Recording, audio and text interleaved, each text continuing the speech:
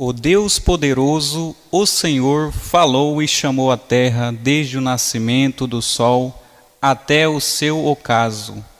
Desde Sião, a perfeição da formosura, resplandeceu Deus. Virá o nosso Deus e não se calará. Um fogo se irá consumindo diante dele e haverá grande tormenta ao redor dele. Chamará os céus lá do alto e a terra para julgar o povo. Ajuntai-me os meus santos, aqueles que fizeram comigo uma aliança com sacrifícios, e os céus anunciarão a sua justiça, pois Deus meu é o juiz. Ouve, povo meu, e eu falarei, ó Israel, eu prosterarei contra ti.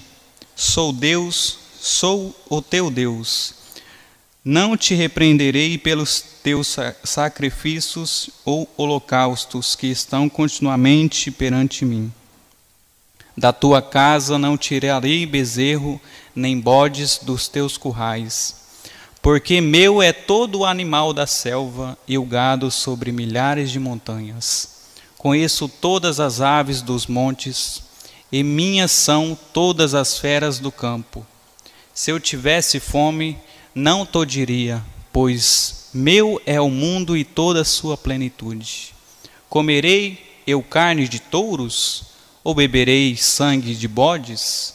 Oferece a Deus sacrifício de louvor, e paga ao Altíssimo os teus votos. E invoca-me no dia da angústia, e eu te livrarei, e tu me glorificarás. Mas o ímpio diz Deus: que fazes tu em recitar os meus estatutos e em tomar a minha aliança na tua boca? Visto que odeias a correção e lanças as minhas palavras para detrás de ti. Quando vês o ladrão, consentes com ele e tens a tua parte com adúlteros.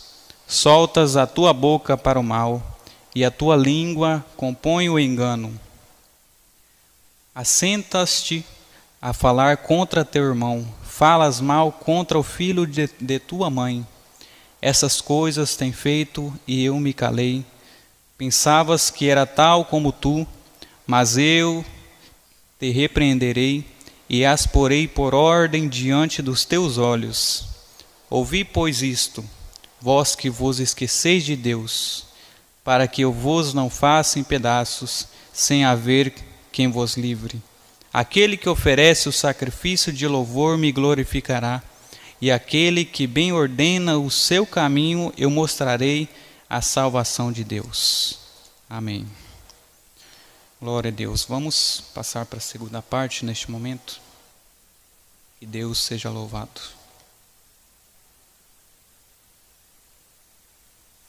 Aqui no parágrafo 9, talvez haja alguém que não crê em cura divina. Eu me pergunto, o que você pensaria disso? A primeira comissão que Jesus deu à igreja foi curar os enfermos, ressuscitar os mortos, limpar os leprosos, expulsar demônios. De graça recebeste, de graça dai. A primeira comissão que foi dada aos apóstolos, à igreja, não apenas aos apóstolos. Você diz, foi apenas aos apóstolos. Me desculpem. Havia 70 deles, não apenas apóstolos. Alguém disse outro dia, o poder só veio aos apóstolos. Foi dado a quem desejar, àquele que crê, não aos apóstolos. Houve 70 enviados que não eram apóstolos. Filipe não era apóstolo. E desceu a Samaria, expulsou demônios e curou os lunáticos, e teve alegria, gritos e clamor lá na cidade. E ele nem sequer era apóstolo. Ele era um diácono. Ele nem era pregador e tinha sinais seguindo seu ministério. Demonstrar o poder de Deus é pregar o evangelho. Aleluias. Agora ide por todo o mundo e demonstrai o poder do evangelho. Seria isso aqui traduzido, né? Ide por todo o mundo e pregai o evangelho. É o mesmo que dissesse, ide por todo o mundo e demonstrai o poder do evangelho. As primeiras palavras que ele falou aos discípulos, a primeira comissão foi curar os enfermos e expulsar demônios. A última palavra que saiu dos lábios de Jesus Cristo, de acordo com esta Bíblia, foi curar os enfermos. Marcos 16. Enquanto estava sendo levado, ele disse: ide por todo o mundo e pregai o evangelho a toda a criatura. Aquele que crê, não vocês todos, aquele que crê e for batizado, esse será salvo. Quem não crer será condenado. E esses sinais seguirão aqueles que creem. Não só os discípulos ali em questão, quem estava vendo ele, mas a todos aqueles que creem. Em meu nome expulsarão demônios, falarão em novas línguas, pegarão em serpentes, beberão coisas mortíferas, porão as mãos sobre os doentes e eles se recuperarão. E essas foram as últimas palavras que Jesus disse nesta terra. As últimas palavras que os mortais ouviram, que saíram de seus lábios na ascensão. Ele estava subindo e dizendo essas palavras. Ele os comissionou para curar os enfermos e expulsar os demônios. Isso é certo.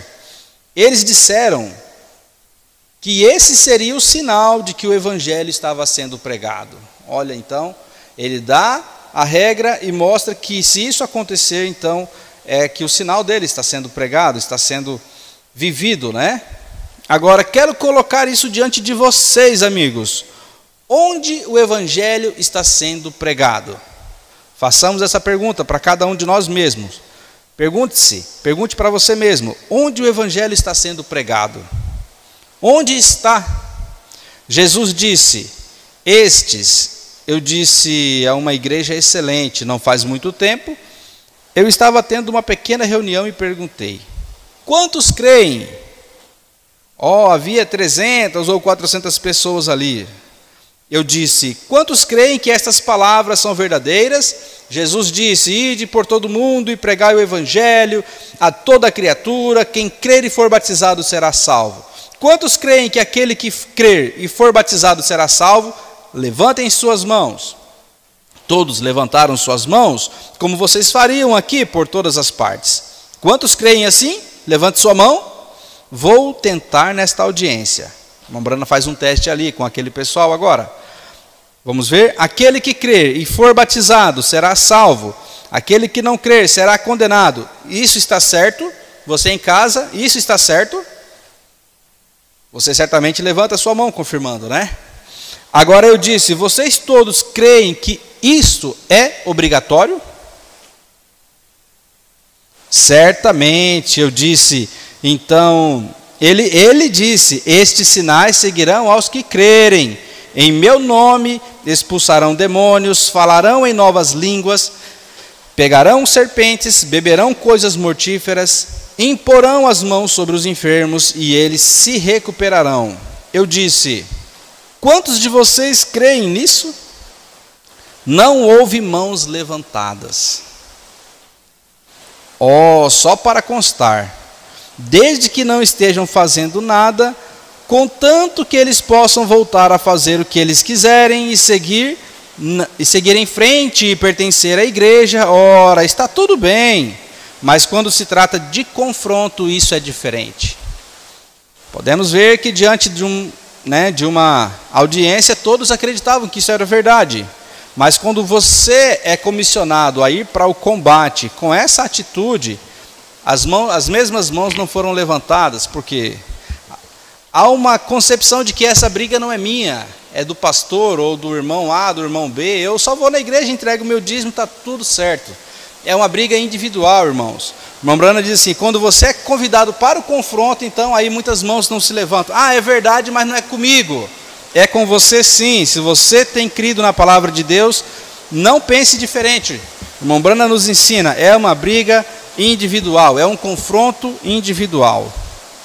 Mas quando se trata de confronto, isso é diferente.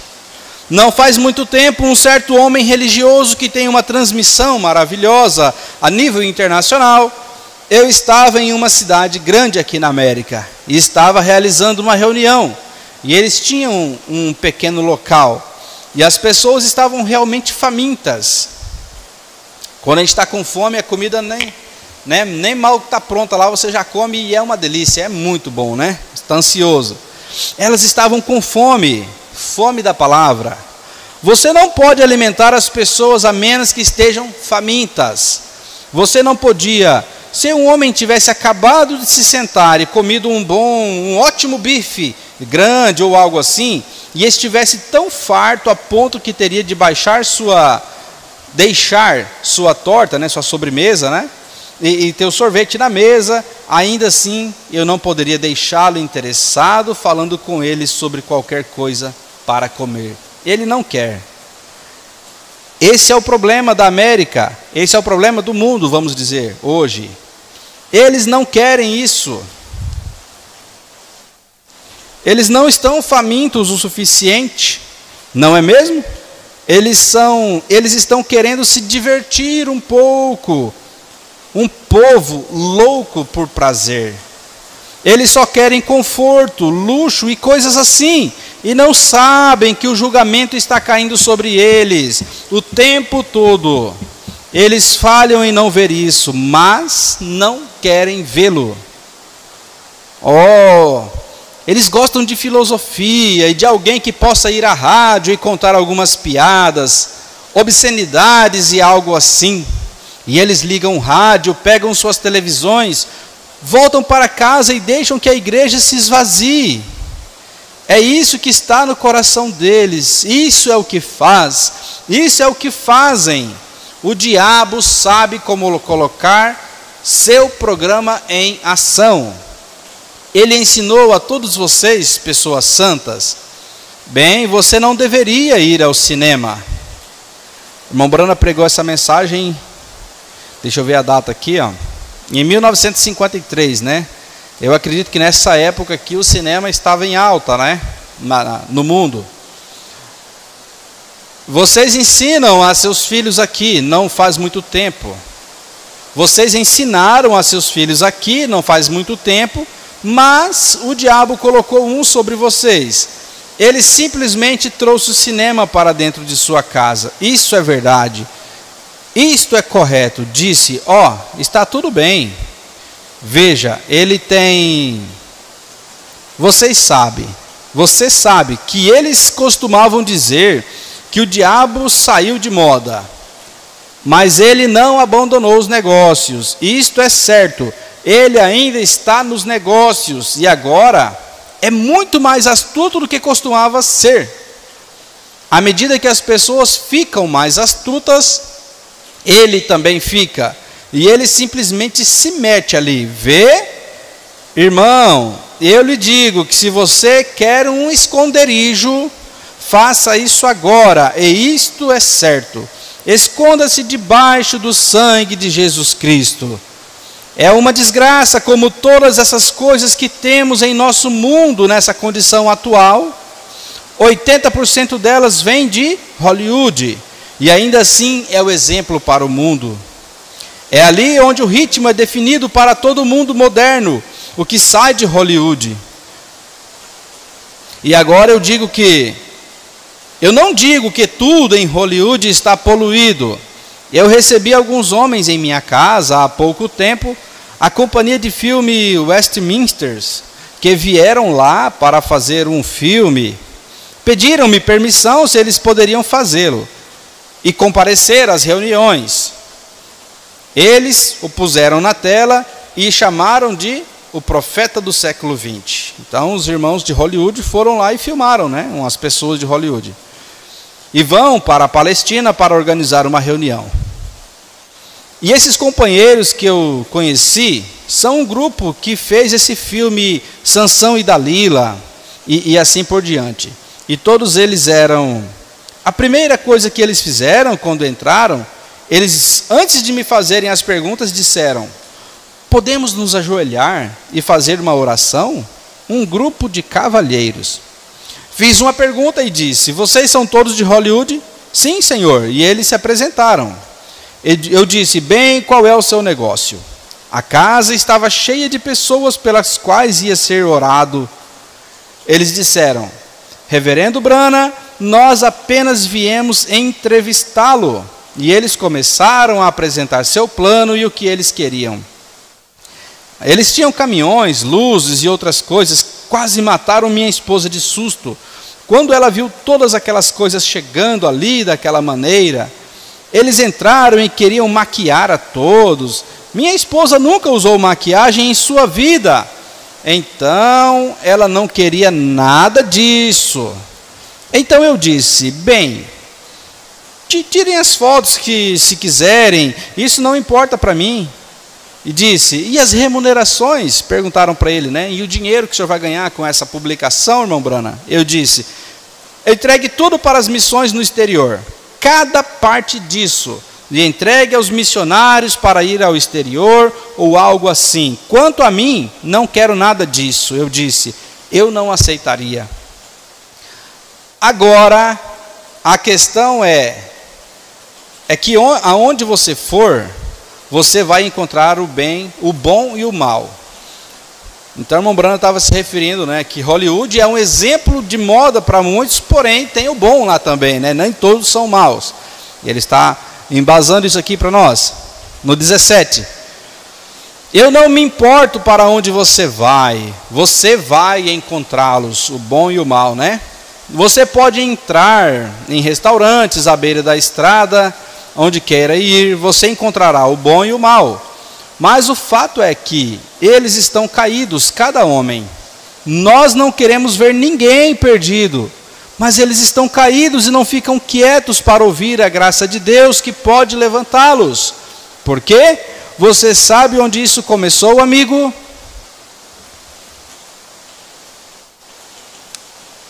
Então, o irmão Brana diz que onde ele anda, onde podemos andar, vemos pessoas caídas que não querem ouvir o evangelho. Já têm ouvido um evangelho, tecnicamente estão cheios já de uma certa palavra, não querem dar crédito à pregação que ele tem, né? E ele vai mostrar por que isso está acontecendo.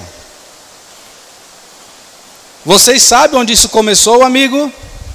As pessoas não querem aceitar ser levantadas, acham que já tem o suficiente. Não estou me referindo a vocês, congregação, mas o que colocou a nação na situação que está hoje começou no púlpito. Certamente tinha ministros ali, né? Eles deixaram cair a guarda. Eles costumavam ter um velho pregador metodista. Costumavam vir o velho irmão Kelly e a irmã Kelly. Eles costumavam cantar uma pequena canção. Nós deixamos cair a cerca, nos comprometemos com o pecado, nós deixamos cair a cerca, as ovelhas saíram, mas os bodes entraram. Vocês deixaram cair a cerca e é por isso que os bodes entraram. Exatamente, vocês começam a admitir qualquer coisa na igreja que esteja bem vestida e que possa pagar bem na igreja, e vocês as aceitam. As colocam no livro da igreja. Vocês permitem que as mulheres comecem a se despir, se padronizem de acordo com Hollywood, e cortem seus cabelos e façam manicure no rosto, ou seja lá o que essa coisa é, e a pintar todo o seu rosto e tudo mais, e ainda assim se chamam de cristãs e seguem vivendo desta maneira. E o velho John Smith, quando pregou o seu último sermão, pregou um sermão muito curto, 4 horas. Ele tinha 89 anos, eles tiveram que carregá-lo e colocá-lo na cadeira. Ele disse: Quem diria? As filhas da igreja metodista se poluíram ao usar anéis nos dedos. O que ele diria hoje, ao ver as integrantes do coral usando shorts? Isto é correto? Ouçam, minhas irmãs, não vou lhes dizer o que fazer. Estou apenas dizendo isto: consertem-se com Deus e Deus cuidará do resto. Lembro-me que, não muito tempo atrás, quando as mulheres começaram a fumar cigarros, foi uma coisa terrível. Eu não estou aqui para pregar a moral dessas coisas. Esses ministros devem fazer isso. Mas vocês querem que eu lhe diga uma coisa? Eu acho que é a coisa mais baixa que uma mulher pode fazer, isso mesmo. Você sabe o que isso causa? Eu tenho uma estatística do governo que mostra que as mães, essas jovens mães, e vocês mães aqui que têm garotas, ensine-as. Ora, eles alegaram que as mulheres agora, eles já têm prova e coisas. E vocês já viram na revista Reader's Digest e em todos os lugares o câncer em maços, né, nas embalagens de cigarro, né, eles têm ali, meu Deus. Isso, creio que cerca de 98 ou 99% dos cânceres de garganta e pulmão são causados por fumar cigarros. Isso mesmo. E uma mulher que fuma e dá à luz a um filho terá que dar-lhe leite de vaca, pois se ela o amamentar, ele tomará nicotina de sua própria corrente sanguínea ou de sua vida. E a estimativa de vida do bebê não passará de 18 meses, envenenado pela própria nicotina. Falando sobre a quinta coluna, aí o tradutor dá a definição do que é a quinta coluna, né? É alguém que apoia os inimigos do país em que vivem e os ajudam secretamente. Então, esse nome quinta coluna é alguém que mora num país e trai a própria pátria, né? Ajuda os inimigos a entrarem no país deles. O irmão Branham diz assim: nós a legalizamos aqui mesmo na América. Alguns momentos antes de irmos jantar, creio, algo assim, eu ouvi uma transmissão pelo rádio dizer, eu esqueço quantos milhões, havia 500 mil empresas de cigarro na América, quantos elas vendem por dia? Deem-me o dinheiro que é gasto em cigarro em um dia desta pequena cidade. Ele fala o nome da cidade, eu diria Rolim de Moura. Dê-me o dinheiro que é gasto em cigarros durante um dia, e eu enviarei missionários ao redor do mundo por um ano. Calcule a quantidade. E quanto ao uísque, a cerveja e tudo mais, então você fala sobre comunismo. É aí onde está. Bem, Deus me perdoe, não pretendo falar sobre estes pontos. Deixa esses irmãos fazerem isso, né? Certamente os ministros têm esse dever de repassar as suas igrejas, né? De volta ao Evangelho. Ele nos convida a voltar aqui ao Evangelho. Esse é o Evangelho também. Isto é certo. É uma pena que nos descuidamos nisso. Isso é muito ruim. E ele aponta novamente, e começou no púlpito. Vejam, eu não estou condenando vocês, eu estou condenando a estes aqui em cima, que comece do púlpito. Veja a maneira como eles fazem. E continua entrando gradualmente, vai abrandando até entrar, ele os apanha. Quantos se lembram há muito tempo, quando as mulheres se vestiam decentemente e usavam roupas que pareciam naturais e pareciam damas? Vocês se lembram disto? Você não consegue diferenciá-las agora. Eu peguei um ônibus aqui, não faz muito tempo, com uma mulher. Eu não sabia que ela era uma mulher. Eu me acomodei lá. Eu era um guarda florestal. Foi durante a guerra. Ela usava um macacão, boné de soldador elétrico, cigarro no lado da boca. E eu estava sentado ali, e meu braço estava sobre ela, assim. E nós estávamos em muitos no ônibus. Ela estava discutindo como um marinheiro. E ela discutindo como um homem e tudo mais. E eu fiquei olhando para o cigarro, eu a vi. Ela seguia falando assim, e ela disse, ó, querido. Eu pensei, será que pode ser uma mulher? E olhei para ela novamente, eu disse, Senhor, onde você está trabalhando? Ela disse, eu estou trabalhando no estaleiro, onde faz navios, né? Eu disse, sim, Senhor. Ela disse, eu não sou um senhor. Eu disse, peço perdão. Eu disse, você não poderia diferenciar apenas olhando. E ela disse, assim, simplesmente vestida como um homem.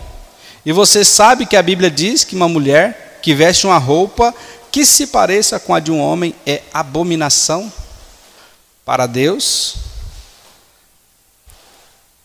Você sabe que as Escrituras dizem isso. É a verdade. E vejam, jovens, moças, se vocês deixarem todas essas coisas de fora, ficarão muito mais bonitas. Isso mesmo. Apenas peguem um pouco de Tiago, capítulo 5. Misturem com um pouco de João 3,16. Juntem tudo e misturem. Esta é a melhor maquiagem que vocês já tiveram. É isso certo? É verdade. Deixem-me dizer-lhes algo. Mocinhas que estão crescendo. Se sua mãe faz isso, envergonha. Mas olhe, houve apenas uma mulher na Bíblia, em toda a Bíblia, que se pintou, e você não se pinta para ver Deus. Olha o conceito, né?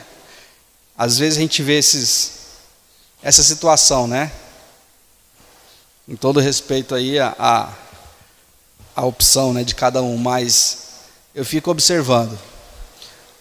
Essas mulheres que muitas vezes querem se parecer homem, como nós vimos aqui, quando ela quer se passar por homem, o que eles geralmente fazem? Veste uma calça mais frouxa, uma roupa parecendo homem. Aí eu me pergunto o que um homem quer fazer vestido uma calça coladinha, né? Certamente que não é parecer homem, porque até a mulher que quer parecer homem, ela sabe que tem que se vestir como um homem. Então fica esse detalhe, né? O objetivo por trás do comportamento. E muitas vezes é cilada, né? Você vê que às vezes o jovem vai numa loja comprar, chega lá, gasta o seu dinheiro, quando chega em casa, veste, é uma decepção, né? Ah, já gastou o dinheiro, vai usar até gastar. Mas o irmão Branham nos atenta para o que está por trás de cada comportamento. E ele vê aqui no 24, bem no finalzinho, e você, mulher, você jovem, você não se pinta para ver a Deus. Você se pinta para apresentar-se diante dos homens e das mulheres também. Posso provar pela Bíblia que qualquer mulher que corta o cabelo, existe um direito legal, à vista de Deus, de que seu marido se divorcie dela. Essa é a Escritura. Agora, se você não crê, deixe sua pergunta aqui. Amanhã à noite eu mostrarei para vocês. Isso mesmo, isso mesmo. Mas o que fazemos? A Bíblia diz que é uma coisa vulgar e pecaminosa para uma mulher orar com o cabelo cortado, curto, isso mesmo. E mesmo assim vocês colocam toda esta maquiagem, mas o que isso faz, amiga? O irmão Branham faz a pergunta. Apenas uma mulher fez isso e você sabe o que Deus fez com ela. Ele alimentou os cães com ela. Então, se você vir uma mulher usando isso, diga, como vai, senhorita, carne para cachorro? Isso é exatamente o que ela era. Deus a deu aos cães. Jezabel, você sabe que você não quer ser uma de suas filhas, mas não culpo você. Muitas vezes é vítima de uma tradição, né, irmão Branham diz? É porque é uma tradição, isso é repassado direto, e é uma desgraça. Agora, essas coisas eram permitidas no púlpito. O púlpito foi enfraquecendo e permitindo isso andar junto dentro da igreja. Não é à toa que você não pode ensinar cura divina e coisas do tipo, não é verdade?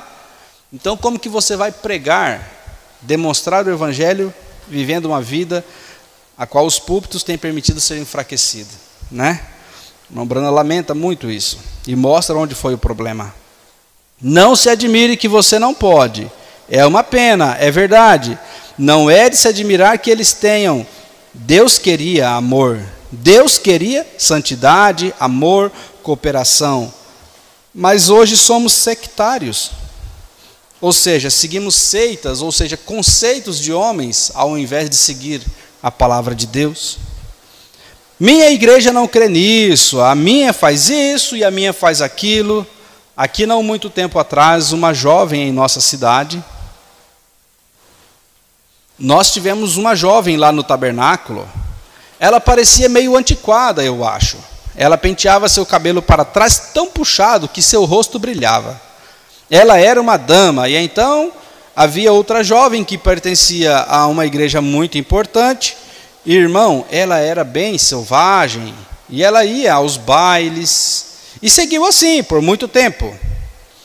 E ela costumava se encontrar com essa pequena dama que vinha para a igreja, e ela disse: você sabe qual é o seu problema? Disse: é aquele pregador louco que vocês têm lá em cima, é isso. Disse: ele acredita em todas essas coisas. Disse: eu não prestaria atenção nisso. Ela disse: não é meu pregador, é o meu Senhor que está em mim, que me diz para não fazer isso, vê? E ela disse: ora, você apenas disse, ele tem uma mente atrasada, apenas isso. E ela disse: você quer dizer que meu Senhor tem uma mente atrasada? Ela disse: não importa o que o meu pregador diga. Ela disse: meu Senhor, em meu coração, me diz que as mulheres devem vestir roupas modestas. Vê? E ela disse: e essa garota zombou dela. E na escola, ela sempre zombava dela. Então, esta jovem da outra igreja se tornou uma garota muito importante em sua igreja. Francamente, ela se tornou professora da escola dominical. E por acaso, a menina do meu primo frequentou esta escola dominical. O que eles tinham de manhã era sobre o encontro da noite anterior, e assim por diante. Aos 15 minutos, eles tinham que sair juntos. Então a moça saiu com um jovem que carregava um pequeno frasco no bolso. De repente ela começou a ficar esgotada e ficou doente. Os médicos chegaram tarde demais. O Sr. Perkins, que trabalha para a companhia funerária, é um bom amigo meu. Ele trabalha em Jeffersonville agora. Mas ele trabalhava na época para a funerária Coates. Ele era um embalsamador. Essa garota ficou muito doente. Eles chamaram o médico e o médico não pôde fazer nada por ela. Ela tinha uma doença venérea e estava muito avançada. Não poderia ser feito. Estava além do estágio 4, sem esperança. Então, toda a sua turma se reuniu para ver os anjos descerem e a levarem para casa. Agora, isso é verdade. Eles a levariam para a casa e os anjos viriam. Então eles estavam todos reunidos, cantando canções. E seu pastor andando de um lado para o outro, do lado de fora de uma sala, com um cigarro numa piteira, andando de um lado para o outro, esperando o último minuto chegar para a garota. E ela estava pronta. Tinha arrumado o cabelo, as coisas para o funeral, e tudo estava ali esperando. E a morte lhe sobreveio. Quando a morte lhe sobreveio, a agonia começou a chegar a ela, e ela começou a dizer: estou perdida, estou perdida. Em vez de anjos vindo, ela estava perdida. Ela disse: onde está aquela garota do tabernáculo? Chame-a! Lucille McCartney. Espero que o pessoal dela não esteja... Se ela estiver sentada aqui, está tudo bem, disse. A moça disse: onde está Lucille? Traga para mim imediatamente. Todas as jovens correram e chamaram o pastor, disseram: vamos buscar o pastor. Elas o levaram lá e ele entrou e disse: agora, aqui. Ela disse: estou perdida, eu estou perdida. Ele disse: vou chamar o médico e ele te dará uma injeção. Disse: você está delirando. Ela disse: seu enganador. Ela disse: estou perdida e indo para o inferno, e você é a causa disso. Ela disse: digam àquela garota que eu disse: venha aqui. Eles foram atrás de Lucille, mas ela não chegou lá. A moça morreu. E quando eles foram, o Sr. Perkins foi embalsamar seu corpo, colocar os tubos, disse que continuava bombeando líquido, uma jovenzinha. E eles observaram o líquido, ele colocou 1 galão ou mais, e o líquido continuava saindo. E quando eles a abriram, descobriram um grande buraco que havia se formado nela. Sífilis, ela se foi. Agora, irmão, deixe-me te dizer algo. Eu digo que se o pregador atrás do púlpito tivesse ficado com o evangelho à moda antiga, e Deus mantivesse as coisas em ordem, não teríamos tanto dessa delinquência juvenil e tudo mais que temos hoje, e os problemas que enfrentamos. Deus ainda despreza isso. E como você pode pregar sobre cura divina e o poder de Deus, quando você se associa com essas coisas? Você não pode fazer isso. Óleo e água não se misturam. Isto é certo, tem que ser de um jeito ou de outro. Agora isso, eu não sou um legalista, eu não sou isso, aquilo. Eu sou um legalista e não sou um legalista. Eu sou um cristão, isso mesmo. Vê, eu não estou tomando partido, mas estou dizendo o que o Evangelho diz. E vejam, é uma pena que a igreja tenha perdido a visão do poder de Jesus Cristo ressuscitado, onde ele disse, nos velhos tempos em que ele apareceu para eles e deu visões de entendimento, ele faz o mesmo hoje. Isso me lembra de um pequeno caso de um homem muito conhecido que foi curado recentemente. Quantos de vocês já ouviram falar do congressista Upshaw? Muitos de vocês aqui, o congressista Willie. Isso aconteceu na Califórnia, não faz muito tempo. Estávamos tendo reunião, e meu irmão foi me buscar, eu estava atrasado naquela noite, e por isso ele bateu por várias vezes e saiu. Pegou um leite maltado e voltou. Uma espécie de uma bolacha, né? Ele bateu a porta novamente e percebeu que eu estava orando. Algo estava acontecendo. Então, o irmão Brana ia para uma reunião, estava atrasado, mas algo estava acontecendo ali.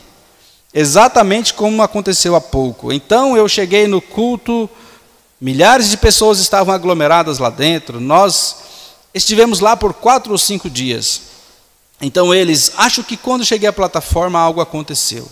Eu olhei por todo lugar, eu disse, vejo, agora observem.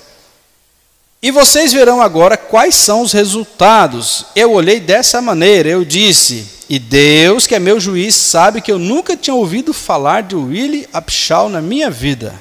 E eu disse, eu vejo um palheiro, e há um garotinho brincando nele, ele está vestido muito estranho. Ele caiu e bateu suas costas. Ele foi a um médico com óculos para baixo assim e bigode branco, mas nada pôde ser feito. Eu disse, vejo o pequeno companheiro sendo levado para casa. Ele está crescendo e fica tão mal que eles abrem buracos no chão porque a vibração de seu andar ele não pode suportar. E eu disse, agora, ele se torna um escritor ou algo assim, e ele está fazendo algum tipo de trabalho, ele se torna um grande homem, agora ele é ainda maior, e ele está em uma cama que eles o rolam, cadeiras de rodas e algo assim.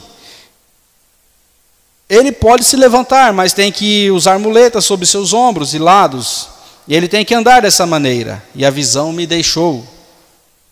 Então, o irmão Branham chega e relata essa história de alguém que ele não conhecia, e a visão deixa ele. E justamente naquele momento eles haviam acabado de tirá-lo de um avião ou algo assim, e o trouxeram, estavam empurrando-o pela porta. Eu disse, aqui está o velho homem agora. Com 86 anos na época, ele ouviu isso. Alguns ali deram desses pequenos microfones de extensão, e eu disse a Howard, que cartões de oração você distribuiu? Ele me falou, e eu disse, bem, chame a partir de um certo número, como eu costumo fazer, e os alinhe. Então o Sr. Baxter, o administrador, veio a mim e disse, irmão Branham, você sabe quem era aquela pessoa da qual falou? Eu disse, da visão que vi? Eu disse, não, senhor. Ele disse, era o congressista Upshaw. Disse, ele quer falar com você através desse microfone. Estava lá no fundo da igreja, né? E eu disse, não, eu não o conheço. E a sua esposa estava ajoelhada e chorava, e ele também. Ele disse, meu filho, como você soube que eu caí quando eu era um menino? Eu disse, Senhor, eu não... A única coisa que posso dizer é o que vejo na visão. E ele disse, bem, foi exatamente isso que aconteceu. Ele disse, eu sou William Upshaw. E ele foi senador estadual da Geórgia e foi congressista por 17 anos. E se aposentou do Congresso dos Estados Unidos. Esteve totalmente invalidado por 66 anos. Um inválido em uma cadeira de rodas e muletas e cama, e assim por diante. E ele disse, eu fui um presidente da Convenção Batista do Sul. Disse, o Dr. Roy e Davis, que o ordenou na Igreja Batista, me disse, oraram por mim centenas de vezes, mas foi ele quem me aconselhou a vir aqui para que você interceda a Deus por mim. O próprio Dr. Davis, né? O que ordenou o irmão Branham quando ele era jovem, indicou para esse senhor, vá lá, procura o William Branham, que ele pode, através do dom, resolver isso, né? Eles oraram e nada acontecia. E ele disse, eu teria sido presidente, creio que em 1926, mas disse, por causa das minhas convicções, que não cria em vender e legalizar o uísque, me opus a isso, né? Eram as questões da época. Ele se posicionou contra, né? E se eu tivesse que me candidatar hoje, eu ainda estaria contra isso. O Partido Democrata teria me elegido se eu tivesse me candidatado. E disse que seria contra a proibição. E disse, eu tomei minha posição contra o uísque por causa das minhas convicções como um homem cristão. Ele disse, sou contra isso. Eu disse, Deus te abençoe, Senhor. E ele disse, meu rapaz, algum dia eu serei curado? Eu disse, não posso te dizer, meu irmão. Eu disse, a única coisa que sei, ele estava sentado longe, o dobro da distância deste edifício, lá no fundo da congregação, e cadeiras de rodas estocadas ali por toda a parte. Eu disse, eu não poderia lhe dizer, Senhor, eu não sei, só posso dizer o que vejo. E ele disse, bem, e sua esposa disse, se Deus for misericordioso. Eu disse, ele é misericordioso. Eu disse, ele não ele será, ele é. E então eu me virei assim, eu disse, bem, Howard, que era o irmão do irmão Branham, né? Havia uma senhora vindo, então ele ia começar os cartões de oração, né? E então eles começaram a trazê-la. Quando ela começou a vir, eu olhei este lado e vi um médico, um jovem rapaz, parecia ter cerca de 25 anos. Ele estava com os braços cruzados, e se houver um médico presente, eu não sei como nomear essa coisa que eles colocam na cabeça deles aqui. Tem uma luz do lado de fora para ver a garganta. E ele estava com uma pequena jaqueta, estava apertada ao redor da garganta, e ele tinha os braços cruzados e estava olhando para baixo, indo. Ele estava desanimado, e eu apenas continuava observando o pequeno médico. E nisso a irmã, que iria ser orada, né, pelos cartões, estava já vindo também, sendo conduzida. Mas uma visão aparece ali para o irmão Branham, e ele começa a ver isso aqui. E ele estava desanimado, e eu apenas continuava observando o pequeno médico. E enquanto a visão se materializava, ele operou uma menininha de cor, tirou as amígdalas, e isso a paralisou. Ela estava deitada, paralisada. Eu disse... O médico operou uma garotinha de cor com cerca de 5 ou 6 anos de idade, removeu as amígdalas e isso a deixou paralisada. O irmão Branham anuncia isso na igreja, né? Naquele momento ouvi um grito. Pelo lado direito, bem no fundo, em algum lugar, a poeira voando, e aqui veio uma típica tia Jemima, uma mulher de cor grande, grande e gorda, com uma maca na mão.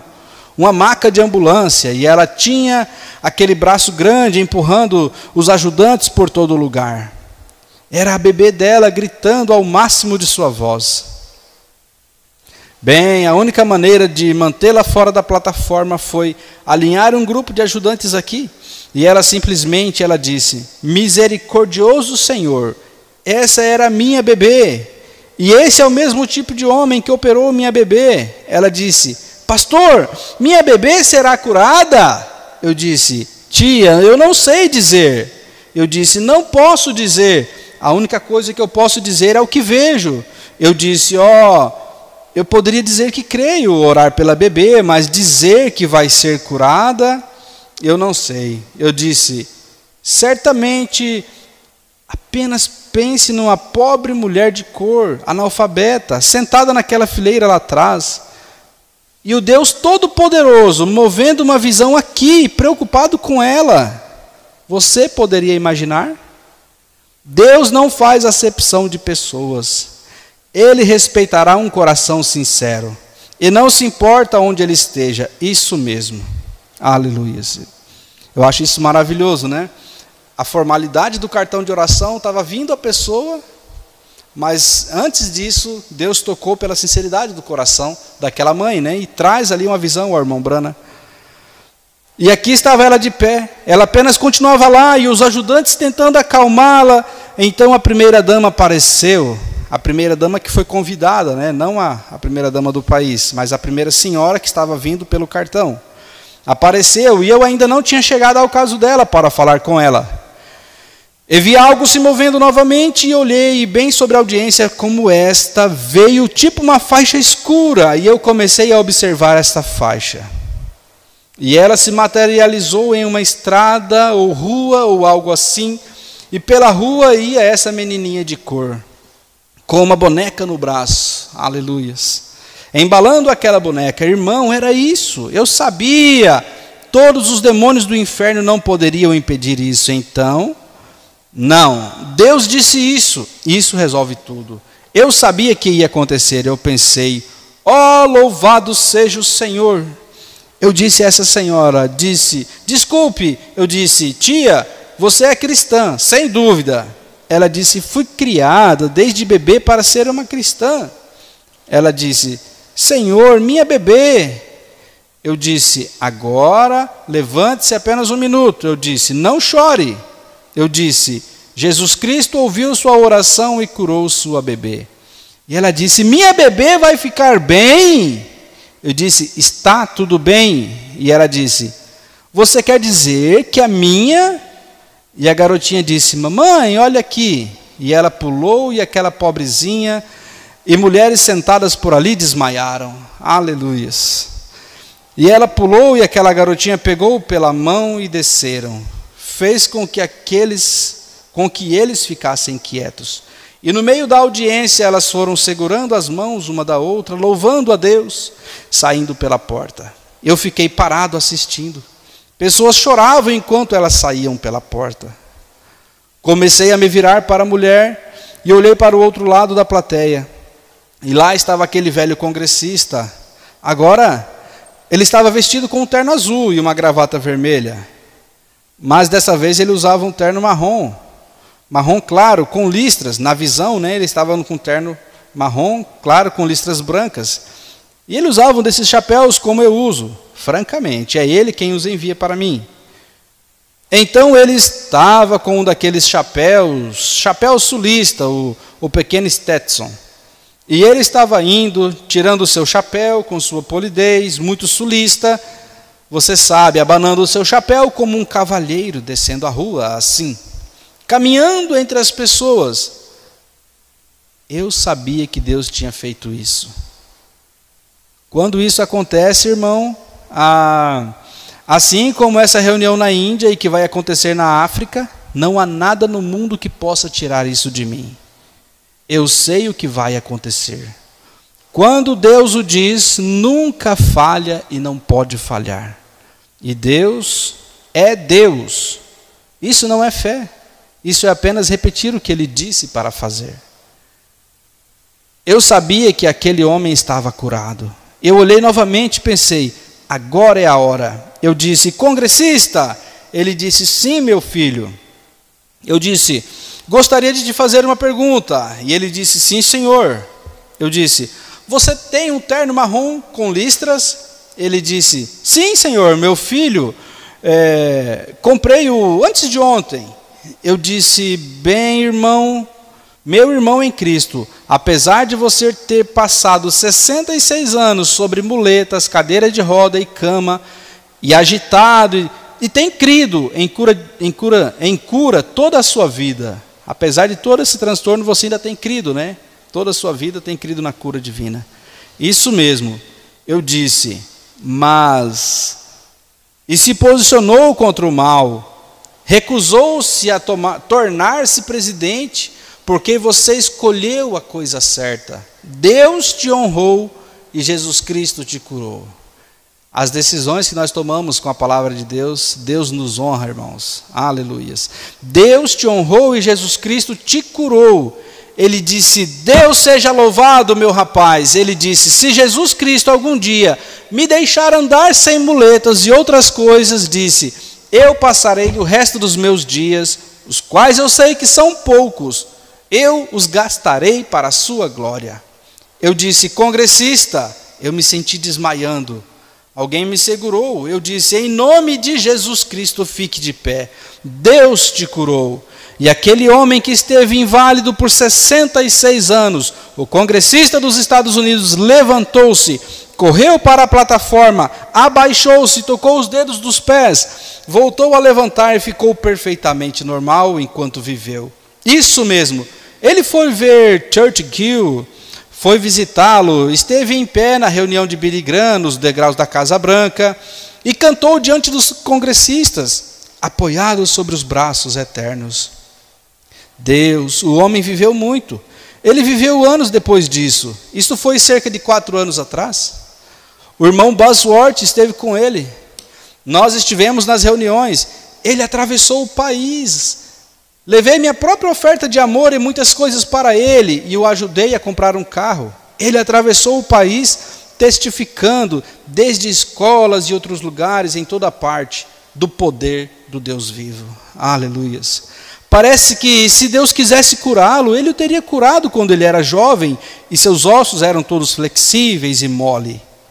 Parecia que ele não teria esperado até que seus ossos estivessem velhos e quebradiços e suas costas arrebentadas como o presidente Roosevelt.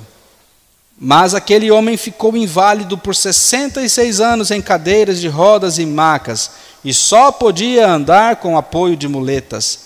Levantou-se no mesmo instante e ficou perfeitamente sã pelo poder do ressurreto Jesus Cristo. Ele estava familiarizado com quase todos os reis e potentados das nações. Era conhecido por ser um congressista. Ele até teve a amabilidade de pedir-me que eu assinasse meu nome numa carta que enviaria a Joe Stalin. Isso mesmo, e falou com ele e contou-lhe sobre a sua cura, de como Deus o curou, e disse que se ele viesse para este lado da cortina de ferro, ele provaria isso para ele. Ele tinha um grande senso de humor, aquele congressista. Então, meu amigo cristão, digo isto hoje à noite, eu diria, esta manhã. Eu não sou um homem velho, mas não sou um menino. Mas se eu tivesse uma vida e Deus descesse e dissesse, você perderia essa experiência cristã que você tem, do meu poder de curar, redimir e ressuscitar? E seu irmão, que está parado aqui esta noite, foi uma vez um homem cego. Eu era guiado pelos braços desta maneira, com óculos grandes e grossos, e com tantos astigmatismo que a minha cabeça inteira tremia assim. Tanto que até às vezes o barbeiro demorava 1 hora para cortar meu cabelo em um momento. Em um momento a graça amorosa de Jesus Cristo tirou aqueles grandes óculos grossos de mim. Eu posso ler jornais impressos a 1 metro de mim. E hoje faz algumas semanas, não faz mais de 1 ano, fui a Louisville para um especialista muito bom que arrumaria meus óculos. Para óculos de sol, para ir na África em diferentes lugares. Eu estava indo para a Colômbia Britânica, nos bancos de neve lá, em uma viagem de caça, depois de vir à África. E um médico amigo meu, que mora perto de mim, o Dr. Sam, Disse que pensou, disse, você tem 40 anos, Bill, seus olhos estão realmente ficando ruins, esta é a razão. Eu uso qualquer tipo de óculos e isso me deixa doente. Eu disse, não é a cor. Ele disse, vá examinar seus olhos. E ele me enviou para esse especialista, era a vontade de Deus, essa era a vontade de Deus. O homem agora quer ir para a África comigo a realizar operações de cataratas por 6 meses gratuitamente para os nativos. Ele é um homem cristão, veja como Deus trabalha. E quando ele examinou meus olhos, aqui está o que ele disse, minha visão 20/20 é boa. Ele experimentou de 20/20 a 15/15, e depois desceu para 10/10, e minha visão é 10/10. Eu canto sublime graça, com doce o som que me salvou, um desgraçado como eu. Agora, deste tipo de testemunhos, Deus que é meu juiz saberia disso. E eu o digo, e se eu estiver exagerando, Deus me perdoe. Creio que poderia ficar aqui, se fosse possível, as próximas 500 horas, prestar testemunhos de coisas que sei que nosso Senhor fez e não terminaria. De coisas acima das milhares de volumes de livros, não detalhariam o que o nosso Senhor Jesus fez, e eu mesmo ouvi fazer. Amigos, foram centenas vezes centenas de tudo. Você diz, por que eu não ouvi? Por que eu não soube algo disso? Esta é a mesma coisa que muitos judeus pensaram depois que Jesus foi crucificado e assim por diante. Muitos deles dizem, por que não eu? Por que não eu? É seu privilégio agora de crer e aceitá-lo. Este é o seu dia. Aleluia. Um homem como o irmão Branham trazia a cura para muitos, né? E quando ele precisou, ele teve que ir a um oculista de uma forma natural, como qualquer pessoa iria. Então, e ali estava um propósito, né? Aquele médico dos olhos era um cristão também, e ali naquela conversa com o irmão Branham, resolve acompanhá-lo na missão na África do Sul, e deu ali, de cortesia, uma boa quantidade de cirurgias, né? Gratuitamente, por 6 meses, né? Operações de cataratas gratuitamente. Então, irmãos, o propósito desse título, falou o Senhor somente para Moisés. Não sabemos a pressão que o irmão Branham estava nesse dia, mas certamente as igrejas que se organizam no sistema religioso, certamente se questionavam, né? E ele estava provando aqui, por entre palavras, que Deus tem um profeta nesta era, e é por meio dele. E você não tem que zombar dele, porque ele era um homem comum, que tinha que ir a um oculista, que algumas coisas que ele precisava, ele tinha que fazer como homem. E certamente as pessoas julgavam.